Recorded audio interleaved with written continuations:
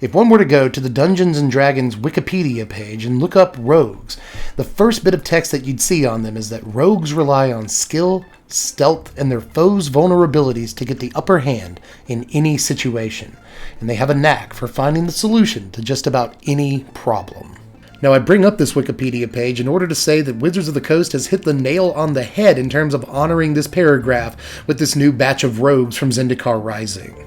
Wizards has crafted a deck that allows a lot of opportunities for decision making. That's pilot skill right there. A lot of creatures that are very difficult to block, from flyers to even creatures with pseudo ninjutsu ability of all things. And that part about their foes' vulnerabilities, yes, this is a tempo deck that can really capitalize on any stumbling the opponent might do. So today, put on your headphones and fade back into the shadows as you wait on your target to arrive, because we're going to be looking at Dimir Rogues and Zendikar Rising Standard.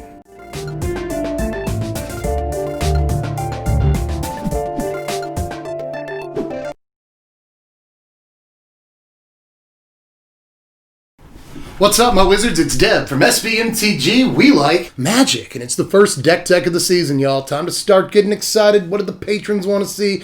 Dimir Rogues by a mile. That's why I had to do the sneaky stuff back there a second ago. But if you're like a whole lot of other Magic players, you want to know if Dimir Rogues is flash in the pan, flavor of the week. Is this deck for real, or should we actually be taking it seriously?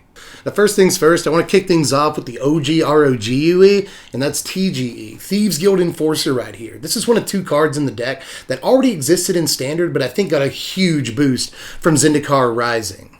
Now, I'm going to bookend the main deck with those two cards, but I wanted to start with Thieves Guild Enforcer because now it couldn't be more obvious that Wizards was leaving us breadcrumbs, clues in Core Set 2021 as to what they would eventually end up doing in Zendikar Rising. You could play this card for the last few months, but you had to play a bunch of crap rogues alongside it. It wasn't very good, but now you don't have that problem anymore. There's a whole bunch of good rogues running around Standard, so Thieves Guild Enforcer is effectively activated. And not only that, but it's one of the best cards in the deck because it's one of the few engines the deck actually has to keep the mill going and get to that all-important 8-card threshold.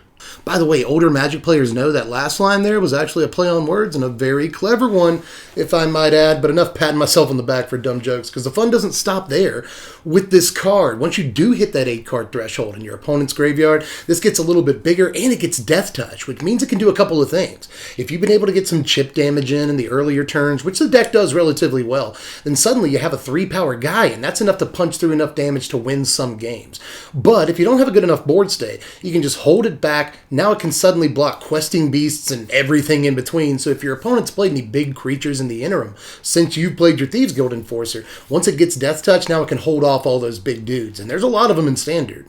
And even if it's got nothing better to do but sit on the board like a fat grapefruit, I don't know where I was going with that analogy, but even if you got nothing better to do with it, as you're playing rogues, it's just tossing cards in your opponent's graveyard like crazy. Now, I gotta say, full disclosure, I've been testing this deck for about a week now. Some of you were there when I started testing the deck on Twitch. How you doing? But in that entire time, I've yet to achieve a mill win with this deck, ever. It's theoretically possible. You got a bunch of grindy decks in this format, a bunch of decks that draw tons of cards, and get very thin on their library by the end of the game. So it's theoretically possible, but I've yet to actually do it. So don't focus on getting the mill win too much just because you have cards like Thieves Guild Enforcer.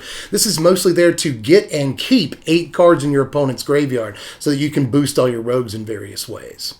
For instance, another rogue that cares whether or not there's octuple cards in your opponent's bin is Soaring Thought Thief, a card, just perfect, absolutely everything that the deck needed. A cheap creature with flash, that's super important, that also provides an anthem effect to these rogues, so once we do hit that 8-card threshold, we can just get in damage like crazy. A lot of our rogues have evasive abilities, so it is not hard once we do hit the anthem, especially if we have multiple Soaring Thought Thieves, to really get in for a lot of damage.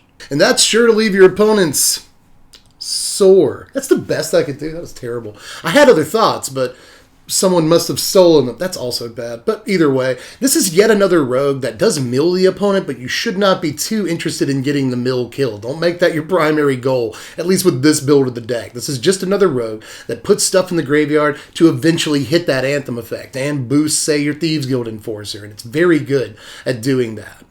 But another brand new rogue that I really like for this deck is the 4 copies of Tarmahawk right here. Nighthawk Scavenger is unbelievable, y'all. And I feel like a total dummy. Because at first I was thinking, oh, we're mostly going to play at instant speed, nothing but flash creatures. We're going to be more Dimir control than Dimir tempo. And even if we are tempo, do we want a 3-mana sorcery speed guy? Yes, you absolutely do is the answer to that question. I'll venture as far as to say this card has probably won me more games than any other creature in the deck. Strike that. I'll actually say this has definitely won me more games than any other creature in the deck. Look at everything it does. First of all, this is yet another thing that does everything Rogues needed a creature to do. We needed something to punch through a lot of damage in the relative mid to late game so we could actually close. Rogues didn't have a whole lot of closing power with all of its small dudes before. But now, this thing can get up to 6 power pretty easily, and if you've got a couple of Thought Thieves out, it gets enormous. Plus, it's got the lifelink, so it races aggro really well, something else we needed to do. If we allow aggro a board presence in the early game, we don't get the removal, we don't get the counter spells, whatever. They get to go first. It's another real consideration. That'll sometimes spell disaster, but if that does happen, they're going to resolve some threats on board, and they're going to stick a threat or two, and in that case, we need a way to race them, and this does it so well. It flies over everything, and not only like mono-red aggro, because all their creatures are grounded, at least in the current build, but it also flies over everything in like mid-range decks like the Omnath Lotus Cobra decks, because all of their creatures are grounded as well. So this flies over and helps us race a variety of decks, and it gets huge too. With a Thought Thief out and a few cards in the opponent's graveyard, this thing hits for 6. Super easy, and that's a 12-point life swing at the very least every single turn, and a lot of decks have scooped to that. This is a very good Magic card, and if you fill the graveyard quickly enough in the opening turns, and sometimes you don't even have to do that. Your opponent will pop Fabled Passages and cast removal spells for you, right? And suddenly, no matter what you did to their library to put cards in their graveyard, this is still going to be a 4-power flyer when it hits the table, and that spells disaster for so many decks. This is a great card. But back to the old ways for a second, because we have to play 4 copies of Brazen Borrower. You already knew that, and I apologize for how expensive the card is. That's unconscionable, but you have to play 4 copies of Borrower one way or the other. This was already known as one of the most powerful and annoying cards in Standard, and that hasn't changed. And this goes a long way towards letting us play a sort of tempo game plan, right? The 2 mana at instant speed to bounce a permanent is pretty decent, especially in the early game, when all you're trying to do is reset your opponent's board presence and make them spend more mana than they wanted to. Later on in the game, it transitions into a 3, sometimes 4 or even 5 power flyer, depending on how many Soaring Thought Thieves you have. So it's actually got some of the highest power in the deck, you know? A lot of people over the last year have lost to just Brazen Borrower in the air for a couple of turns, and this deck can still do that, but especially when you have it on a board with Soaring Thought Thief 1 and 2 and, Vampire Nighthawk, the damage adds up super quick. But we're also playing 4 copies of Merfolk Windrobber, which I guess is my least favorite rogue in the deck, but we gotta hit at least 24 rogues in this thing, or it's really not worth playing rogues in the first place as your tribe, so I'd rather play this over, say, Zulaport Duelist, but my original build was playing Duelist, and I don't hate that card, but at the end of the day, I wanted to cut down on the low-impact 1-drops as much as possible, and I don't think the deck needs 10 or 12 1-drops, so I've just settled on 4 Thieves Guild Enforcer and 4 Windrobber, which, by the way, means one who steals your farts. Was that the first fart joke in channel history? I think so. I've been doing this for a long time, so it seems crazy, but I don't think I've ever told a fart joke before, so have that. But anyway, have this too. Pro tip, don't forget you can block with this and then sack it to draw a card so long as your opponent has 8 cards in their yard. I forgot to do that on stream. Felt like a dummy, but still, I make mistakes so that you don't have to. Remember that you can sack this to draw a card, and sometimes that's way better than a damage or 2 in the air, depending on if you have an Anthem effect. So keep that in mind. Being able to draw a card is actually super important. Plus, this will also sometimes add that last card to the opponent's graveyard that you need to turn on all your rogues. But at the end of the day, it's not the best Magic card in the world. We just have to play it because they're trying to hit a critical mass of rogues. So, on to the really heavy-hitting rogues in the deck, like Rankle, Master of Pranks here. And I'm only playing 2 copies of this, whereas originally playing 3 copies. And I'm still considering cutting this card completely. There's a couple of decisions that I've made in the final product here that I might go back on a little bit later, and Rankle is one of them. I'm not sure, just like I wasn't sure with Nighthawk Scavenger, that this deck wants a 4-cost sorcery speed creature, but Rankle does get through a fair amount of damage with haste in the late game, so your opponent usually doesn't see this coming. and it's an extra 3 damage. They might have to sack a creature or discard a card to it. The only problem with Rankle in this deck is that, unlike the sacrifice decks or decks carrying cards like Nightmare Shepherd and other recursive elements, we don't have a whole lot of that in this deck. So you don't really want to sacrifice too many of your creatures. Again, you need a fair board state a lot of the time to end up winning with this deck. And you don't really want to discard too many cards. We're a tempo deck. Our counterspells, our removal, and our creatures especially matter to us. So there's not a whole lot that you want to let go of and discard a card. I mean, don't get me wrong, there's going to be situations where you have a land or no cards in your hand, so if your opponent has cards, make them discard a thing, obviously. Or you've got like one big dude out, and that's it, and you have a Wind Robber you don't mind letting go of, so of course, by all means, make them sack the dude. But, you know, I can't remember too many other decks in the past where every single time I hit with a combat trigger, I didn't pick something, and there have definitely been times where I didn't pick an option when I hit with the combat trigger in this deck. So at the end of the day, sometimes Rankle is just a 4-mana 3/3 flying haste that gets all the benefits of being a rogue, but I think that's still good enough for this deck. And to finish off the creatures, I'm still running 2 copies of Xera's Sand in the main deck, baby. A lot of you saw me stream this deck again, and I was talking about how I wasn't even sure about Xera's Sand. But end of the day, I think I'm on taking out Rankle before I take out Xera's Sand. And yeah, just to clear this up, I know, I've known the whole time it can get a permanent, but 9 times out of 10, you end up getting a creature with this card. And usually, it's a good one that makes your opponent scoop the game up. This is something else that's ended up making a lot of opponents scoop, depending on what you get out of their yard. I've actually gotten an Ugin out of a yard with this card before. That forced to scoop immediately. So Xera's Sand ain't half bad in a deck full of flying creatures where on a lot of board states you're bound to get at least one guy through. Right, so just stealing the best thing at our opponent's graveyard, especially when you've been milling them all game, is usually a clincher. So I'm going to keep 2 copies of Xera's Sand in here, but I still am a little apprehensive to go above 2. But let's get to the spells in the deck, starting with a touch of black removal. We're going to play 3 copies of Bloodchief's Thirst, as well as 1 copy of Heartless Act, and 1 copy of Hagra Mauling, of all things. That's right. I felt like we had the flexibility in the lands to make one of these lands a Hagra Mauling, and now that I've played 1, I kind of want to up it to more, but I don't know that we have enough swamps I want to let go of. Having untapped lands, especially black mana, for things like turn 3 Nighthawk Scavenger, can be very, very important, so I'm a little, again, apprehensive to add more copies of Mauling, but it has been a very good card, especially considering its instant speed. Murder on a land can be wonderful, so I wanted to bring that card up. It's actually exceeded my expectations, but Heartless Act, you see, is just a 1-of in the deck. You see a lot of people playing the full 4-of Bloodchief's Thirst and no Heartless Act.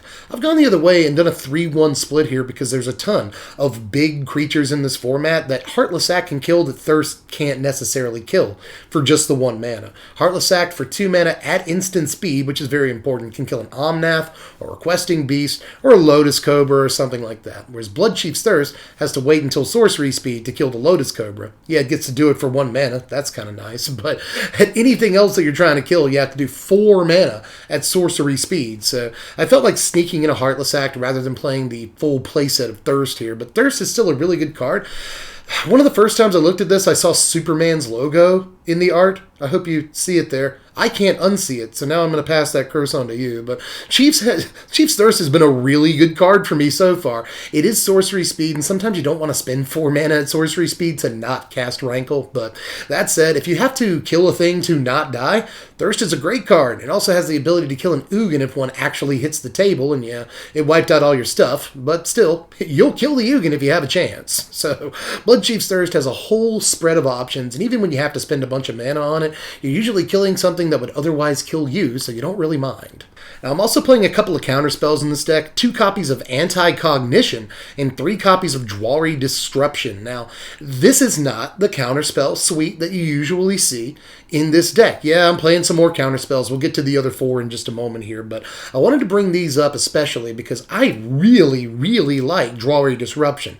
It was a card I decided to try out, and I mostly cut from the mana base to add Dwari Disruption, so didn't really lose much from the main deck to add this card, and it has been phenomenal. Dwari Disruption has, again, exceeded all the expectations I had for it, because a lot of times you're going to catch people on curve, making mistakes with Dwari Disruption, and even in the late game, you can counter Ugins, because very often people will tap out immediately as soon as they have the 8 mana to cast their Ugin, and then you can just pay 2 mana to counter that Ugin, and they'll tilt because if they only had one more mana, this is such a tilting counterspell, and it looks pretty terrible, but once it's past its, expiration date as a Magic card, you can just throw it down as a land, and you'll be more than happy doing that with it a lot of the time, too.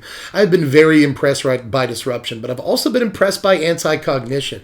Sometimes you'll see things like Lofty Denial in this slot, but I think Cognition is just the much, much better card. This can not only counter creatures in the early game just as easily as a card like Essence Scatter can, because if your opponent doesn't have any extra mana on turn 2, 3, 4, whatever, it might as well be an Essence Scatter, but in the late game, it counters Ugins just like Bloodchief's Thirst can kill an Ugin. This counters Ugins and other Planeswalkers in the mid to late game, and that is an unbelievably important thing to be able to do for this deck. Ugin is basically your death on a stick most of the time if you let it resolve, and this is one of the best cards in the deck for making sure that it dang doesn't. So carry a couple of copies of Anti-Cognition. This card has been very good for me so far. But I'm back again to show you that we're playing 3 copies of Agadeem's Awakening, another new card that I'm really excited about because it's been so boss in this deck. I mean, the one problem with it is that we don't carry all the 2-drops. We just carry 4 copies of Soaring Thought Thief. That's the only 2-drop creature that we're playing. So sometimes you won't be able to use this to the best of its potential, but when you do use it to get back a Vampire Nighthawk and a Soaring Thought Thief for 6 mana, it is well worth it. Even if you just get back the Vampire Nighthawk. Did I say Vampire Nighthawk? Nighthawk Scavenger, rather, excuse me.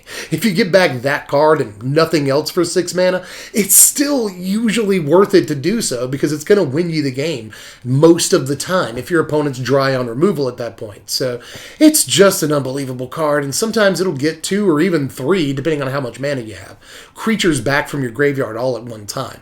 And that just, again, wins you the game. It's a blowout when you actually cast it as a spell, and honestly, not too hard to cast as a spell. For 4 mana, this gets back a single Thieves Guild Enforcer, and that'll be good enough for you sometimes, but just in case you're in the early game, you don't have too many lands, it's also one of those, and this one can come into play untapped. So we can pretty much cut directly into the mana base to play this card and not really hurt ourselves too much. That said, I didn't end up playing 4, call me a wuss, but I don't necessarily always want to take 3 damage from my lands, especially in a format where green-red aggro just won the Hoolandia Open, and mono-red aggro is experiencing a resurgence. Now, I know that everyone's saying the Omnath/Euro deck is going to take most aggro decks out of contention, so it's not that much of a consideration to some players, but still, I don't always want to have to pay 3 life from a land, so I'm only playing 3 copies of this. But remember back there at the beginning of the video, good times, where I was talking about how I was going to bookend this deck with 2 cards that I think got the most out of Zendikar Rising. Now, one was Thieves Guild Enforcer. That's pretty self-explanatory. The other is too, and that's Drown in the Loch. All 4 copies of this bad boy, and I've been saying all preseason that I think how good the Rogues deck is going to be largely determined by how good it makes Drown in the Loch. And I still think that's an accurate statement. And so far, my findings have been that this deck makes Drown in the Loch busted, especially if you get the ultimate start of turn 1 Enforcer into turn 2 Soaring Thought Thief. Suddenly, Drown in the Loch is turned on for pretty much the rest of the game. Even if your opponent is escaping stuff out of their graveyard and using cards to do it, sometimes you'll be putting stuff back into their graveyard at such a great rate that Drown in the Loch is essentially always turned on. At that point, it's a counterspell for stuff on the stack, and it kills stuff that's already hit the table. So it does pretty much everything to protect your board state. It's just an unbelievable card. It was already decent in mill decks before the Rogues deck hit the streets, but now we have found exactly the right deck to play this card in. And it really ties the room together. You know, if you let some things slip through the cracks and actually resolve in the early game, then you got some removal for them in the form of Drown in the Loch. But if your opponent is casting Haymakers in the late game, you got some counterspell magic for that too. So Drown in the Loch does everything in this deck, and you absolutely must play 4 copies.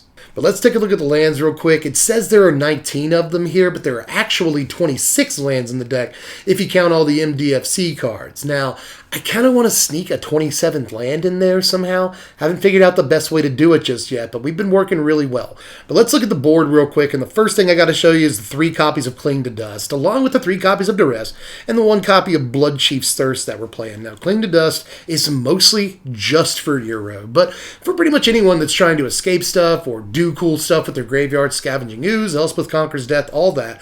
Cling to Dust can come in some number against. But I know some people are committing this card to the main deck. I think that that's probably a mistake, because I've beaten Euro more than once, more than twice, more than 3 times with this deck. And sometimes you really don't need Cling to pull it off, but Cling can be a nice thing to have an access to, especially considering it draws you a card in the late game, and this deck doesn't have a whole lot of ways to do that, and it really wants to. So Cling can be a nice card to bring in, but I'd only do it if you're playing against Euro. Duress is in there against the control matchups, and other matchups, you want to get the Felidar Retreat out of their hand against some things, right? And sometimes Duress can even effectively hit lands now that all the MDFCs are a thing. So Duress is an especially powerful card in this format. You're not going to catch me not playing it in the board. But the other copy of Bloodchief's Thirst is just to have 4 copies. You need this against Lotus Cobras, Edgewall Innkeepers, Robber of the Rich, all kinds of nasty stuff in the early game, but especially Lotus Cobra, you put in the 4th copy of Thirst. A 4th copy of Thirst is definitely in order, as well as a copy of Feed the Swarm. But we're also playing 2 copies of Slither Wisp in the deck, along with a copy of Negate. Now, we are playing more counter spells in the sideboard, but I felt like 1 Negate is just a good catch-all option, especially for cards like Yugen and whatnot, but there's plenty of stuff this can counter in the relative late game. But I'm only carrying 1 copy. A lot of the strategies people are using are creature-based, Omnath and whatnot, but sometimes you'll catch an Embercleave with a Negate and you'll feel really good about that. Feed the Swarm is mostly against things like Felidar Retreat. If there is an enchantment or 2 that's a problem in our opponent's deck, then it's nice to at least somewhere in our deck have an answer to that enchantment. So I'm playing Feed the Swarm. Aside from that, Anti-Cognition, I'll make a full play set if we're playing against decks with all creatures, or tons and tons of Planeswalkers for that matter. But if we need the other 2 copies of Effectively Essence Scatter, I'll put them in against the aggro decks, especially if we get to go first. In Game 2, Anti-Cognition is a great card. Aside from that, we're playing 2 copies, or excuse me, I got to talk about the Slither Wisp. I apologize, everybody. How unprofessional. A lot of people are swearing by Slither Wisp in the main deck, but I have not been brave enough to pull that trigger just yet, because I don't think enough of our creatures have flash to really make Slither Wisp a great card, but it is one of the few ways the deck has to consistently draw cards while actually adding a little bit of chip damage to the pile. So Slither Wisp has been nice, but I've only put it in slower matchups where opponent doesn't have much access to removal, and one of the only decks like that right now is Omnath, believe it or not, a card that it's actually decent in the matchup with. But for the most part, we don't really play enough flash creatures to turn on Slither Wisp in the main deck, and I don't have that much faith in it. Aside from that, though, we're playing 2 copies of Mystical Dispute to finish off the sideboard. And this is the other kind of regret that I have with the final product. I'd really like if Mystical Dispute could find its way into the main deck, but ultimately I think Anti-Cognition is a little bit better. But it's kind of tough to pick in a lot of situations, because obviously this will counter Euro really easily, it counters an Omnath easily, and those are very important cards in the current meta. So if you wanted to play Mystical Dispute over Anti-Cognition in the main, I could get down with that. I could, and even in the late game, this will often counter Ugin the Spirit Dragon, because again, they'll just try to slam it as soon as they have the mana for it. So Mystical Dispute is just as good as Anti-Cognition in a lot of situations, and it can counter non-Planeswalker, non-creature spells too. So I really wouldn't mind working in a couple of copies of Mystical Dispute, and again, I think you might be able to drop the Anti-Cognitions for them, but I'm still not confident in that assessment yet. That said, I think Mystical Dispute is an amazing card in the current standard, so we're playing some copies of it in the deck. Now, when you add it all up, that comes out to a 69 in total. First of all, nice. But second of all, if you've been watching the channel for a while, you know that's a really, really good score. And I think this deck is really good, but mostly in a vacuum, which is where power rankings take place. It's mostly in a vacuum, right? The deck does have natural enemies, and Euro is 100% one of them.